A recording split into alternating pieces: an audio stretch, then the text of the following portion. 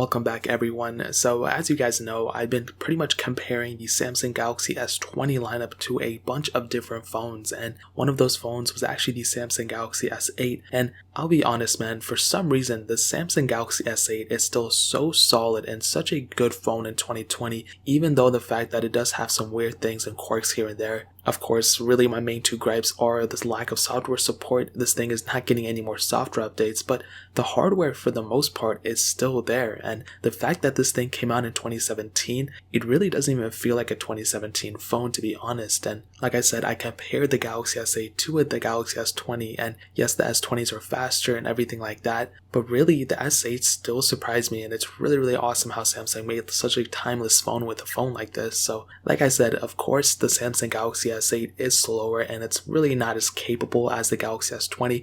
It has less features and everything, but I think for the average person, it really has everything you need kind of in a phone. You know what I mean? Like, of course this phone can't shoot 8K, it doesn't have that 120 Hz refresh rate or anything like that, but for a basic phone, I think this is a really good offering that Samsung put out, and it still, for the most part, kind of still holds up in 2020, and it's still a solid phone. And the first thing is probably, as you guys know, I love talking about this, it's actually the price point. This is one reason why I think the Samsung Galaxy S8 is still super impressive, and not everyone wants to spend the $1,000 plus on a phone like the Galaxy S20. They want to spend less money on a phone, and there's not a lot of phones out there that bring the best value per dollar, and the Galaxy S8 might not even be the best value per dollar, but it's still a tremendous phone. So on Amazon, I've seen many of these go for less than $300, around that $240 price tag, which is substantially less. It's like a fourth of the cost as the Galaxy S20, and you're not getting a fourth of the phone. If you want to pick that one up, I'll leave a link in the description. You can get that from Amazon and help support the channel at the same time.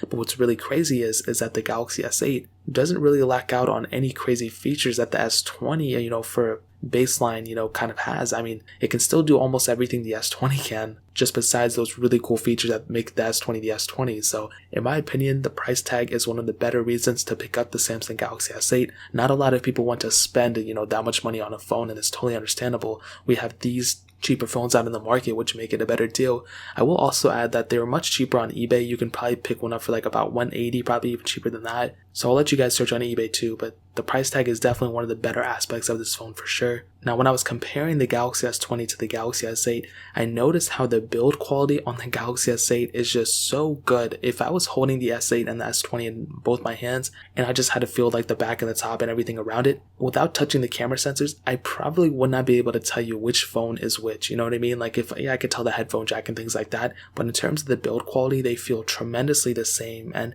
I like how the Galaxy S8 has some heft to it. It feels really nice. Of course, the S20 is pretty much the same thing too, but the Galaxy S8 still feels like a very good phone. It doesn't feel cheap, like when I kind of bend it in my hands or anything. That's kind of when I try to see if it like creaks or anything.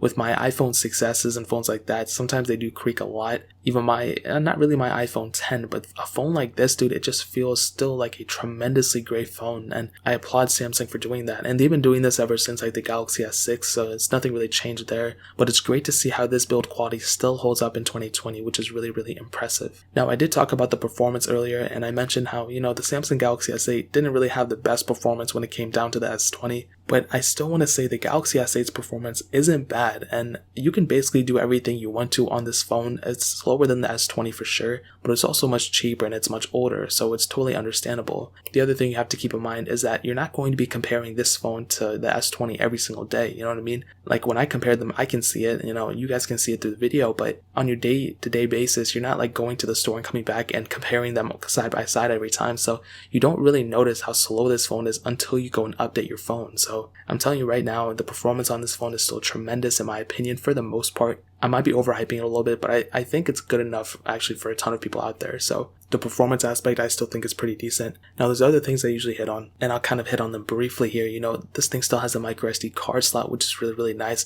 It also has a headphone jack for the people who need it, and it still has a USB Type-C port as well, which is tremendously awesome. I think, for having it on a phone like in the 2017 phone, a lot of phones at that time didn't really even have it, which was super crazy. So the fact that this phone has it and it came out in 2017, we still have that capability on this thing, which is really nice. And also it has the IP certification on it too, which is really awesome. So you can dip this phone in water and take it out. And I was just looking at the OnePlus 7 Pro actually, and I saw like that thing doesn't even have IP certification, which is crazy. And this one has it, and this one came out in 2017. So you can dip this phone in water, take it out, and you'll probably be set for the most part. It's water resistant, it's not waterproof, but it at least has IP certification at the end of the day. So those are just some reasons why I think the Samsung Galaxy S8 is still a solid phone in 2020. It's not perfect, it's not like the greatest phone in the world, but for the price you're paying for it, I think it's pretty solid, especially when I just ran through my comparisons of the S20. So that's really pretty much it. If you guys have any other questions or anything, leave it down in the comment section below. Hit the like button, that would mean so much, but definitely hit that subscribe button. Every single subscriber that we get really does count, so it means so much if you guys can hit that. Also check out the other links down in the description as well. My Twitter, my Instagram, my second channel, all those links are linked down below. I'd really appreciate if you guys could check it out. More importantly than everything else, I love every single one of you guys. Hopefully I'll catch you guys in the next video. Peace out till then.